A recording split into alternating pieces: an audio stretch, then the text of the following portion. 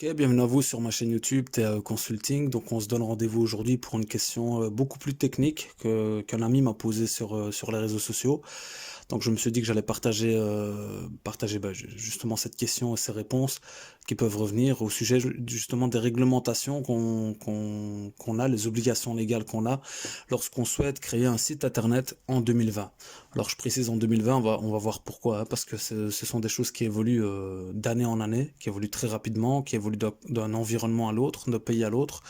Donc c'est un petit peu ce que je vais détailler. Je vais essayer d'apporter ici des éléments de réponse. Je ne vais pas détailler toutes les réglementations, surtout comme je viens de le dire, ça diffère de pays à l'autre.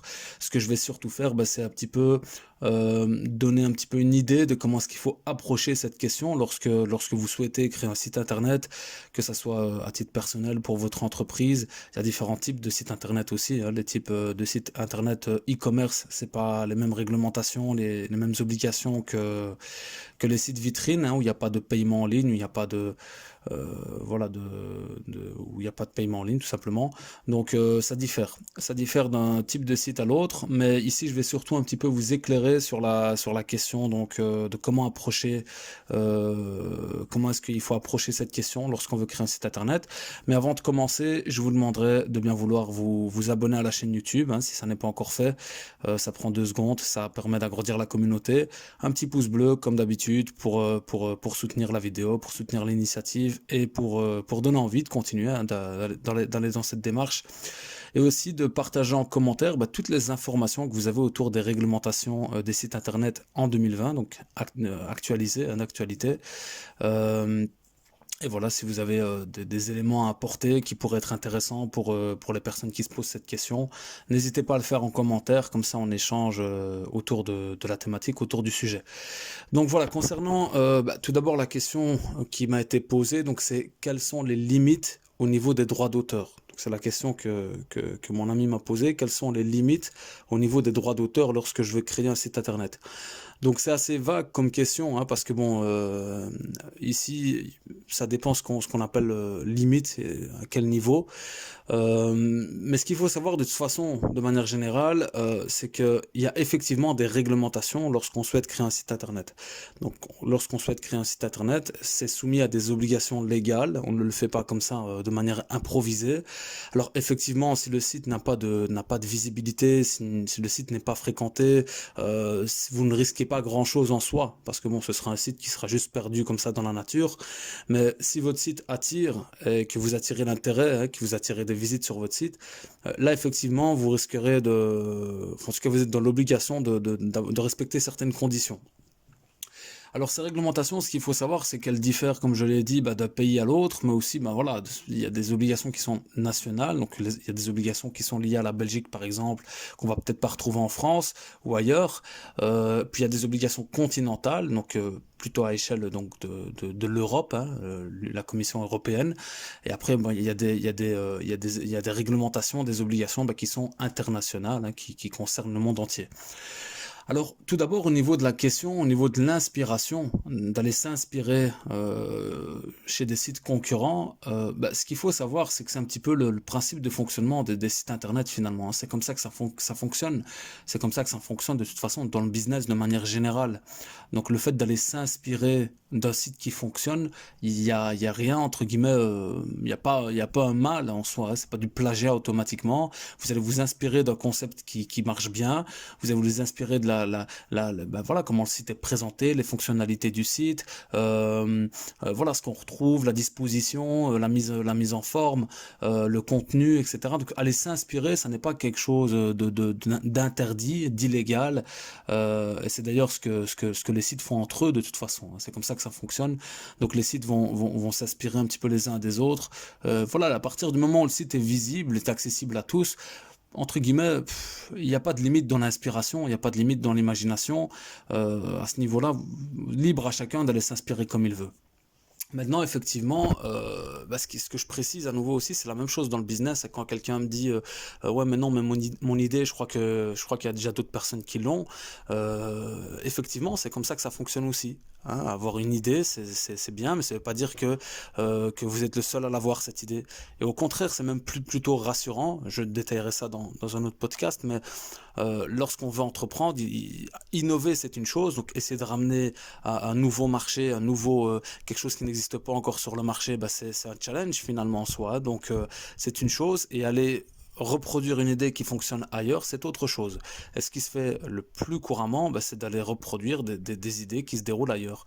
Vous allez, je sais pas moi, en Amérique, vous trouvez un concept intéressant qu'il n'y a pas dans votre pays, et vous venez, vous ouvrez le même concept dans votre pays. C'est comme ça que ça fonctionne.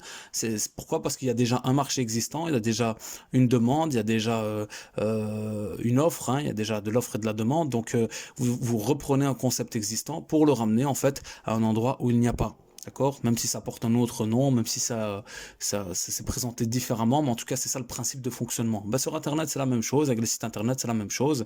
Il y a des sites qui fonctionnent bien, et puis voilà, il y en a d'autres qui reprennent les concepts. D'accord? Donc, il faut comprendre cette logique-là. Il faut pas en être frustré. Il faut pas se dire que c'est quelque chose que vous allez être dans l'illégalité, que vous n'êtes pas normal si vous faites comme ça. C'est comme ça que ça fonctionne. Alors, bon, de toute façon, quoi qu'il en soit, vous ne pouvez pas reprendre le nom du site. Hein, le nom de domaine, il est déjà, je veux dire, pris par le site qui l'a pris. Hein. Donc, si par exemple, je veux un site qui s'appelle jeteste.com, bah, à partir du moment où il y a déjà quelqu'un qui a acheté ce nom de domaine, bah, vous ne pouvez plus créer un site qui s'appellera aussi jeteste.com. Donc, il n'est pas possible, entre guillemets, de piquer le nom de domaine à un autre site. Bon, après, tout est possible sur Internet avec le dark web, etc. Donc, le darknet, etc. Donc, tout est possible. Mais je veux dire, ici, dans les limites hein, de ce qu'on connaît, ça n'est pas possible de reprendre un nom de domaine qui a déjà été acheté par un autre utilisateur. Voilà, parce que le nom de domaine est réservé, d'où le fait que lorsque vous achetez un nom de domaine pour créer votre site, parce que les gens font généralement, hein, qui ont un petit peu cette vision-là, qui sont informés un petit peu de comment ça se passe, bah, ce qu'ils font, ils achètent les différentes extensions. Donc par exemple, s'ils vont acheter jetest.com, mais ils vont aussi acheter jetest.fr, jetest.be, jetest.net, etc. Comme ça, en fait, ils ont entre guillemets l'exclusivité sur tous les noms de domaine similaires. Voilà, donc c'est ce qui se passe. Et aussi, il faut savoir qu'il y a un business derrière ces noms de domaine. Hein, il y a des gens qui achètent directement les noms de domaine qui sont porteurs. Hein, par exemple, voilà, voiture d'occasion, j'invente hein, complètement. Donc, voiture d'occasion, c'est un nom de domaine qui pourrait être demandé prochainement. Donc, je vais acheter voilà tous des noms de domaine synonymes de voiture d'occasion. Je vais acheter le nom de domaine voiture d'occasion. Et alors après, ben, il y en a qui revendent les noms de domaine à des personnes qui le souhaiteraient et qui les vendent plus cher que ce que ne vend l'hébergeur. Donc il faut savoir qu'il y a un business aussi derrière tout ça. Mais en tout cas, quoi qu'il en soit, par rapport au nom de domaine, il n'est pas possible, entre guillemets, de reprendre un nom de domaine qui a déjà été acheté par un utilisateur. Donc ça, c'est déjà au niveau du nom de domaine. Pour ce qui est de copier, il n'y a pas de souci par rapport à ça. Alors ensuite, par rapport aux sites concurrents, bah, ça va différer en fonction de ses protections juridiques propres à lui. Pourquoi? Parce qu'il est possible que il est possible donc il est possible donc dans le sens où on a la possibilité de protéger le concept, notre idée de business. Il est possible de protéger une idée. Il est possible de protéger un concept. Comme il est possible de protéger un nom d'entreprise, comme il est possible de protéger un logo d'entreprise. Il y a des organismes qui protègent hein, des concepts, des idées, des noms d'entreprise, des logos d'entreprise, tels que le BOIP, avec lesquels je suis en contact. Donc c'est l'Office Benelux de la propriété intellectuelle. Donc ce sont des organismes qui protègent, donc il faut payer, voilà, il y a des tarifs, il y a des forfaits, et vous payez autant et vous pouvez protéger votre concept, vous pouvez protéger votre idée. Et donc si le site concurrent où vous allez vous inspirer à protéger entre guillemets son concept, dans la mesure du possible, hein, parce que même ces organismes en fait vont vous dire voilà les conditions. Donc ils ont en fait des grilles comme ça qui nous permettent de dire voilà ce que vous pouvez protéger de telle manière, ça coûte autant. Donc voilà, il y a tout un squelette autour de ça, toute une charte autour de ça. Et alors voilà, si votre site concurrent là dont vous allez aller vous inspirer a protégé complètement son concept parce que son concept est vraiment original et qui veut vraiment garder l'exclusivité totale. Maintenant, franchement, j'ai pas d'exemple qui me viennent en tête parce que c'est rare. À ce moment-là, effectivement, bah, ça pourrait être problématique si vous recopiez un peu trop le concept en soi. Donc voilà, ça il faut voir si le site où vous allez vous inspirer a protégé son concept, a protégé l'identité visuelle de son site, etc. Donc ça, c'est une chose. Alors il y a aussi plusieurs organismes qui veillent à la protection de la vie privée, de l'identité humaine, des droits de l'homme, etc. Donc je ne sais pas si vous en avez entendu parler, mais récemment on parle beaucoup de ça depuis les nouvelles lois de 2018 avec la RGPD, dont je vais revenir après dessus. Mais par exemple en France, on a ce qu'on appelle la CNIL, donc c'est la Commission nationale de l'informatique et des libertés. Et là effectivement, il faut s'enregistrer dans ce genre d'organisme, auprès de ce genre d'organisme. Voilà, si vous voulez évoluer sur Internet. Si vous êtes en France, bien entendu, parce que c'est national, donc c'est propre à la France. Mais effectivement, il y a ce type d'organisme qui veille à la protection de la vie privée, auprès desquels il faut s'enregistrer. On va vous donner un numéro d'identification. Et comme ça, entre guillemets, vous êtes dans la transparence par rapport à votre évolution sur Internet. Ça, c'est bon à savoir aussi. Alors il y a la réglementation, la nouvelle réglementation de la RGPD, comme je l'ai dit en 2018. Donc la RGPD, la GDPR en anglais, qu'est-ce que c'est? C'est le règlement général sur la protection des données. Ça concerne l'Union européenne principalement.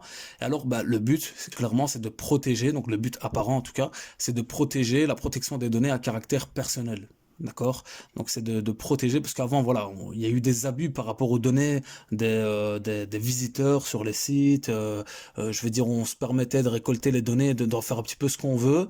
Il y a eu des abus, il y a eu beaucoup de différentes choses qui se sont passées, même sur le plan social, hein, les différents événements qu'il y a eu, la haine, la violence, les attentats, enfin tous les événements qu'il y a pu avoir. Donc à un moment, ils ont essayé de renforcer un petit peu la sécurité au niveau de la protection des données donc à caractère personnel.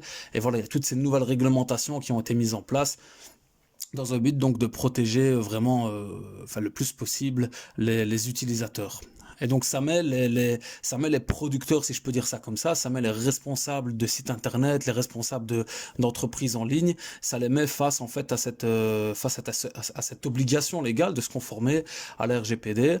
Donc et par exemple, il y a aussi, je ne sais pas si vous remarquez souvent, lorsque vous complétez certains formulaires ou vous voulez envoyer une question, etc., il y a souvent une case qui met «j'accepte la politique de confidentialité», etc.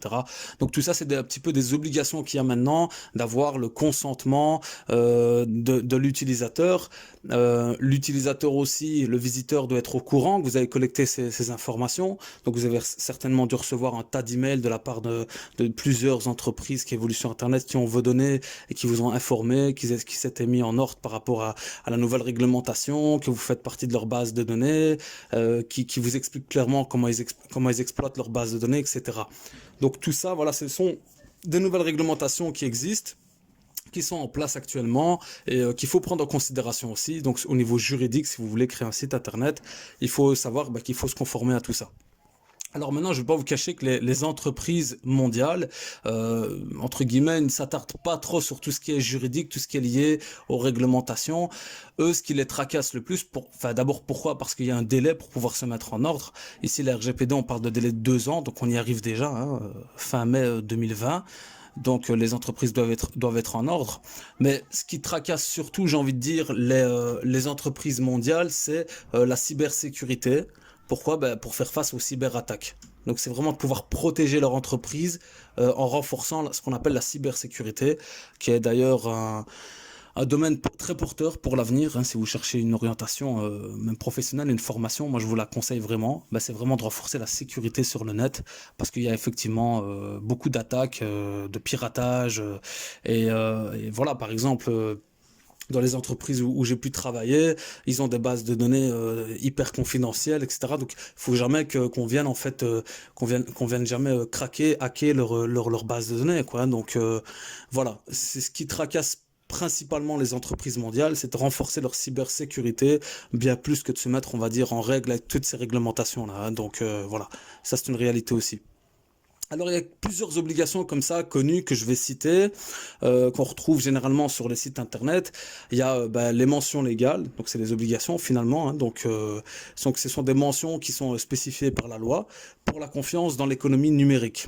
D'accord, depuis 2004 donc, et ça doit apparaître sur tout site internet. Donc ça permet de protéger les internautes et de fournir un moyen de contacter les éditeurs du site. Donc c'est une forme de transparence par rapport aux internautes. Ils ont les informations donc sur les éditeurs du site. Ils savent comment est-ce que leurs données sont exploitées. Et donc voilà, il y a plusieurs éléments qu'on retrouve dans les mentions légales. Et généralement, ces mentions légales, si vous cherchez à savoir comment est-ce qu'on les fait, il y a plusieurs possibilités. Il y a des générateurs de mentions légales gratuits. Voilà, donc c'est peut-être pas la formule la plus conseillée, mais si vous n'avez pas les moyens, voilà, c'est déjà une option qui vous permet déjà d'être en partie couvert. Pourquoi je dis en partie? Parce qu'à nouveau, il faut s'assurer que ces mentions légales sont conformes à la législation du pays dans lequel vous vivez. D'accord? Donc si vous êtes en Belgique, en France, etc., ça peut différer au niveau de certains articles. D'accord? Donc ça c'est une chose. Autrement, à nouveau, les sites se recopient souvent les uns les autres par rapport à ces mentions légales, hein. Donc c'est assez standardisé comme contenu. Ou alors, le top des tops, c'est de faire appel voilà, un avocat, quelqu'un qui s'y connaît dans le droit des entreprises, quelqu'un qui s'y connaît dans les obligations liées au site, à la création de sites internet. Et voilà, ce sont des services que même la caisse de votre assurance sociale peut vous proposer. La rédaction de mentions légales vraiment sur mesure par rapport à votre entreprise, votre site internet, c'est aussi possible. Voilà, mais là, bien entendu, c'est déjà plus onéreux. Alors, il y a la prévention sur les cookies aussi. Vous trouvez souvent des messages lorsque vous allez sur un site internet, hein, on vous dit que le site donc utilise les cookies. Bon, les cookies, en quelques mots, qu'est-ce que c'est? C'est l'équivalent d'un fichier texte de petite taille qui est stocké sur le terminal de l'internaute. Donc, et alors voilà, c'est depuis les années 90, ça permet aux développeurs de sites web de conserver les données utilisateurs afin de faciliter la navigation, de permettre certaines fonctionnalités. Donc ce sont des données, hein, un fichier texte qui est conservé par le développeur du site web et qui est réutilisé. Donc automatiquement aujourd'hui, la réglementation oblige de prévenir le visiteur que voilà que les cookies donc sont conservés. Et donc c'est ça que vous acceptez. À ce moment il est mis j'accepte ou alors je refuse. À ce moment-là vous refusez qu'on conserve vos données. Mais c'est une obligation légale pour le propriétaire du site d'afficher ce message et de prévenir que les cookies donc sont utilisés.